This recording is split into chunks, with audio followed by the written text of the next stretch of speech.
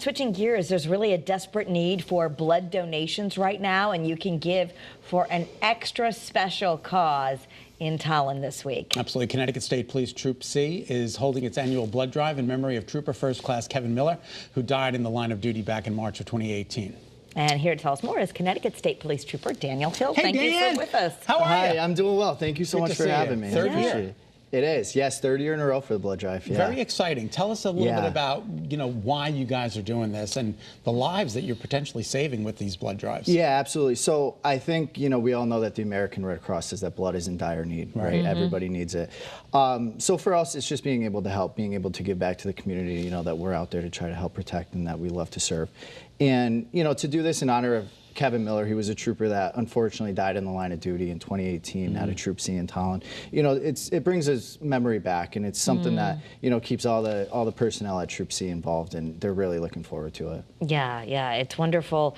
I think it's obviously very needed, but wonderful, and maybe that much extra special if you're donating blood in honor of someone who lost their life serving. Yeah, absolutely. I think it might be that extra push for somebody to go out and give blood, and that's all we're looking for. We just want to help those in need that really need it. So we're encouraging people to go out. It's all day on Thursday, right in the center of Tallinn, and we're just looking for all the people to show up that we can to help. And Daniel, I know you've been on the force for 7 years? Yes, just about 7 years. Did you get to work with the fallen officer? I did not, no. So I started the academy actually in the fall, and he passed away in the springtime of 2018, so I did not know him. But I worked at Troop C. That was the first barracks that I was assigned to. Terrific. And I've heard so much about him. Just a wonderful father, a wonderful friend. He was getting close to retirement, and just, unfortunately I didn't get to meet him, but I heard he was just, an outstanding Well, you carry on his legacy, which is just wonderful. Yeah, absolutely. And this is a great goal. You've been going up every year, but you want to collect 100 units. Yep. You've got 87 people signed up already, and walk-ins are welcome, right? We could just show up. Correct. Yeah, walk-ins are definitely welcome. So yeah, but last I heard it was around the high 80s mark. Okay. And obviously things come up. People, we understand that have cancellations and things like that. But the goal is 100. The last 2 years we progressed. We started with around the lower 60s, and I think we went into the 70s. Yeah. So we're making progress, and the goal is to get around the 100 number mark. Yeah. Yeah, I just think it's a wonderful thing that it's in conjunction with this fallen officer. Right. It just it keeps his memory alive.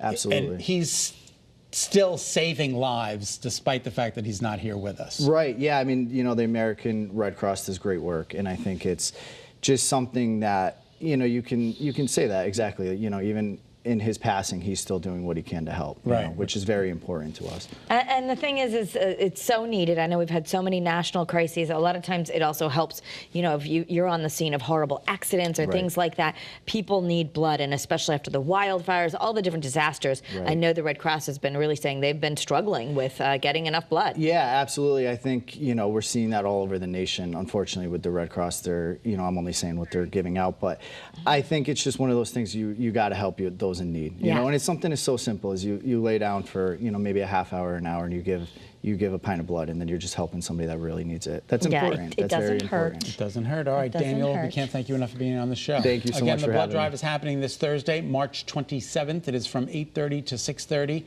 at the Tallinn Recreation Center. Walk-ins, again, as Kara just mentioned, are welcome, but you can make an appointment. For more information, scan the QR code on your screen or visit cspnews.org.